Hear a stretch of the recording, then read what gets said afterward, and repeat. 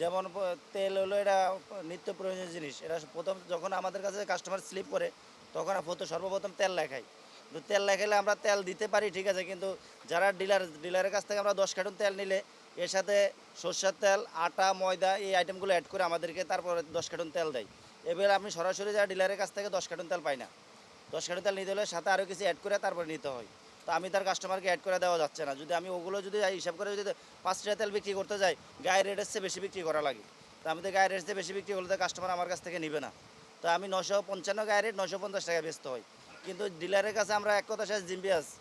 10 carton তেলের কথা তেলে লেগে গেলে ডিলার অন্য অন্য আইটেম নিতে হবে, তারপরে তেল পাবেন, না হলে তেল পাবেন না। দাম ঊর্ধ্বমুখী, সব কিছুর দামই ঊর্ধ্বমুখী। বেশি বলতে আগের তুলনায় অনেক তুলনামূলক বেশি। এই যে সবজি মনে করেন করলা, তারপরে আপনার ভেন্ডি, এগুলা সর্বনিম্ন 60 টাকা নিচে কোনো সবজি নেই, সর্বনিম্ন একবারে 60। এটা ডিমের দামও বেশি। ডিম আগে আপনার 270 টাকা নিচে 30টা, এখন 300 টাকা। 300 টাকার নিচে পাচ্ছি না। 2-3 দোকান ঘুরে 300 টাকা দিয়ে নিলাম। ঢুকলাম মুদি বাজারে, তেল নিচে এলো 950, আগের থেকে তো বেশি 50 টাকা বেশি। অন্য অন্য অন্যগুলাও যেগুলো কিনছি সেগুলো 10-20 টাকা করে বেশি আছে।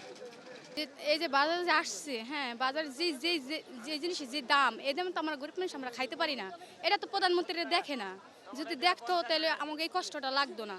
তৈতারকে জানে না খাই তাহলে প্রতিদিন 200 টাকা 300 400 টাকার বাজারে, এতে তাও তো কিছুই হয় না। প্রতিদিনে একদিনের বাজার কিছুই হয় না। এই যে মনে করেন যেটা লোম হেঁটেই প্রচণ্ড দাম, 100 টাকার নিচে কোনো তরকারি নেই। যে দোকানে যায় সেই দোকানে একই দাম। এটা যদি প্রধানমন্ত্রীরা দেখতো তাহলে আমাকে মনে করেন ইটা লাগতো না। যদি একটু কমাই দিল তাহলে মানে আমরা গরিব মানুষ একটু চলতে পারতাম, খেতে। হ্যাঁ না, আলহামদুলিল্লাহ দাম সাধ্যের মধ্যেই আছে। কাঁচামরিচ 40 টাকা, তারপরে ভেন্ডি 30 টাকা করে নিলাম, টমেটো 40-30, 50 টাকার মধ্যেই আছে। যেমন করলা 50 টাকা। ওভারঅল মোটামুটি সাধ্যের ভিতরেই আছে। একটু হ্যাঁ, একটু হালকা বেড়েছে, মাছ মাংসের হালকা বেড়েছে। তেলের একটু সরবরাহ ওটা একটু কমেটা একটু কমে নিতাম, এটা একটু বাড়তি আর কি।